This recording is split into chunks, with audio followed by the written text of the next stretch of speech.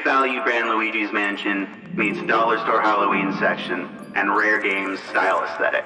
Mix it all together in your Dr. Dreadful Zombie Lab and you'll be left with 2003's Xbox exclusive Grabbed by the Ghoulies, although later released for the newer, more complicated and vaguely named Xbox series. Story and narrative. Cooper and his girlfriend Amber are looking for shelter from a storm when they come across Ghoulhaven Hall, a mansion owned by Baron Von Ghoul. When Cooper calls him a creep, Von Ghoul kidnaps Amber in retaliation. Crivens, the mansion's butler, agrees to assist Cooper, guiding him through the manor. Along the way, he's aided by the mansion's other inhabitants, including groundskeeper Fiddlesworth Dunfiddlin, Mr. Ribs, and cleaning lady Barbara Buffbrass. Grabbed by the Ghoulies has a normal run-of-the-mill, literally so generic story. Oh no, my girlfriend got transported into a parallel dimension and now I have to traverse this Disneyland-esque Halloween mansion set in order to find and save her again. Tried and true, don't get me wrong, but lacking in every turn when it comes to deviation in anything besides the norm. At several times during the writing of this review, I had issues remembering any of the character names at all, including the one I spent the entire game playing as. Cooper eventually finds Amber, but before the two of them can escape, the mad scientist Dr. Crackpaw appears and transforms Amber into a hideous ghoulie. Cooper asks the cook, Ma Soupswill, for help, and she tasks him with collecting 3 ingredients she needs to synthesize a cure. The story and the gameplay are kept almost entirely separate. I genuinely feel like I can play this game blindfolded and deaf during the cutscenes and get the same experience from it. I'm fond of the Grim Reaper imagery and the wicked guitar solos after ending someone's life. That rocks. But overall, this game has pretty much zero philosophical value. I'd put the humor in camp storytelling on the same level as a Lego game. The mumbled and groaning over text is reminiscent of other rare titles like Banjo-Kazooie. This is well into the CD-ROM era where games had the option of being fully voiced, and not having it is very noticeable in this title. Some lines are voiced in order to put more emphasis on character and their personas, but mostly it's the Gruntilda beep beep beep stuff. I like the use of the Grim Reaper as an enforcer of a time limit. He's a cheap asshole, but it's a neat little thing. This title was divisive for me when it came out. I remember it clearly. It spoke to me on the shelf at a Blockbuster. It told me things like, hey kid, you like skeletons? And then proceeded to ruin my weekend, and made my 5-year-old ass cry until I had to go back to getting bullied in elementary school. Gameplay mechanics. Boss fights are uncommon. New enemy characters are sometimes highlighted as they spawn for the first time throughout the mansion. But they are often accompanied by a challenge room, which would probably be the closest thing to compare to a mini-boss battle. These can sometimes be incredibly difficult and often come down to a tight time constraint, which usually just makes the Grim Reaper a boss battle throughout the entire gameplay experience. There's not really any spikes in difficulty. There's some curveball rooms, but they're never flopped onto the player's lap unfairly. A daunting room is almost always showcased and drawn out for the player upon entry, usually with a camera pan and fly-through, outlining where power-ups and doors are. You are given the option of several different weapons, and progression unlocks even more. Things like a bazooka or a super soaker among unlockables. Most of the items you'll be using will be run-of-the-mill, beat-em-up classics. Chairs, tables, legs, umbrellas, skeletal arms, just to name a few. If you're trying to hit someone with a frying pan, lawnmower, cake, or nail gun, take the right thumbstick and point it in the direction you want something to die. It was the first game I ever saw using a trail of sparkles to guide you through the linear levels and map. The story and gameplay loop is a linear level design and map system like the generation prior, games like Donkey Kong Country or etc. I would say the thumbstick style beat 'em up has an interesting and underutilized playset. It makes sense game feel wise, but it's so clunky and grabbed by the Ghoulies. The ability to change your position freely and switch targets on the fly based on specific needs should have had a positive effect on gameplay, right? See, the thing is, there's a weird swinging aspect where you need to wind up for every attack to connect properly. It's hard to explain and doesn't really work, and it makes an already hard game more difficult. This game used to make me cry when I first played it as a child. Even back then I was really into the Halloween, chibi, Disney-esque aesthetic. That said, the game is really hard, and I don't think it's on purpose.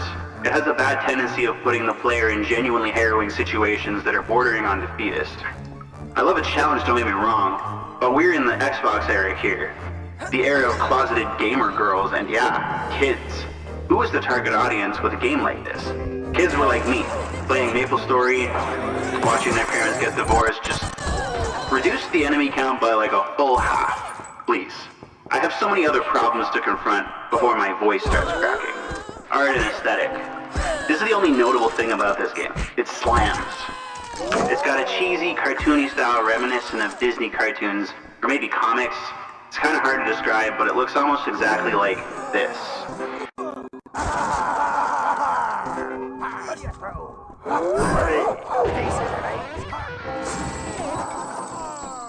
Grabbed by the Ghoulies was one of the most nostalgic and notable styles of the era. It's one of the main games I think of when I think about the original Xbox era. This, Dr. Muto, and Mechasol were the main games in my rotation for a good period. This was during the era where you had a set of games that you'd be stuck with, and that was your lot, for a solid few months. Because the 2003 economy and elementary school wasn't really bringing in the Benjamins. So Christmas and my birthday usually yield new, and usually bad, games. We're lucky to even have outdoor levels in a game of this linearity. I like this game's focus on aesthetics as opposed to gameplay. The classic haunted house becomes a chaotic beatdown brawl with chairs and shit. It rocks, but it definitely benefits from the commitment to the bit. The lack of decent gameplay mechanics definitely benefits from the commitment to the stylish bit. Does the art direction contribute to the world building or emotional tone? I'm gonna say no, but something about this style has always had a weird nostalgic pull on me. It's always reminded me of being a kid and playing games that I've loved and have since disappeared.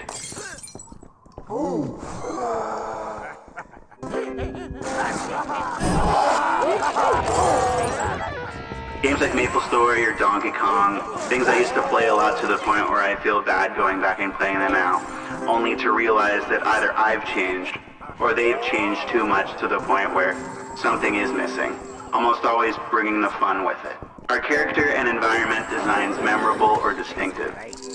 Yes, although the chibi style was very innovative for its time, games like Wind Waker and the like weren't coming into play very often. Grabbed by the Ghoulies was released a year after Wind Waker. How does the game use visual storytelling through architecture, lighting, or animation? Do you like haunted mansions? What about spray-on spiderwebs?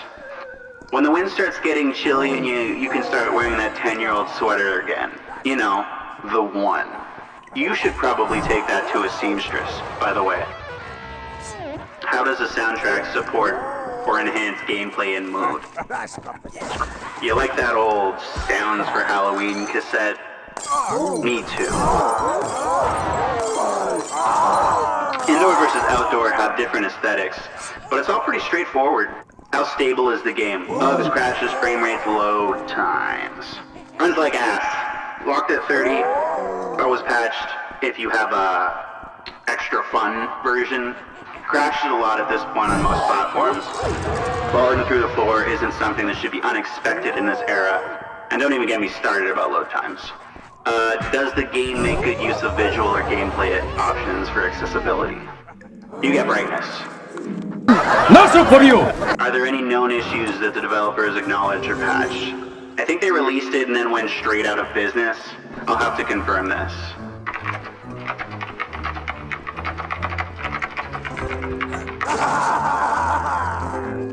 They did not go out of business. They just moved over to hardware, stuff like the Kinect, and maybe some other Banjo-Kazooie titles.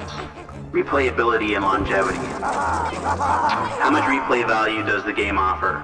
Multiple ending, new game plus, any new modes. It has some multiplayer options if you have a nervous third date or something and you want to get close to a cutie on your couch. That said, no, I'd say no. No replayability, none. Is there post-launch content, DLC, updates, mods that expands the experience? Aside from some potential community improvements for quality of life things, I don't think so. How long did it take you to beat the game, and did you feel it was too short or bloated? It'll take you a couple of nights if you commit, so maybe 10 hours? But that's assuming you don't run into any issues with the game itself, corrupted saves, stuff like that. What moments stood out to you emotionally or viscerally? What stuck with you? The story is so generic, the only thing that makes this game memorable is the cute haunted house aesthetic. Who is this game for and who might enjoy it? This one is purely for the nostalgic goths at this point. How does the game compare to similar titles, and where did it stand within its genre or legacy? Actually, I think Grabbed by the Ghoulies has an interesting legacy.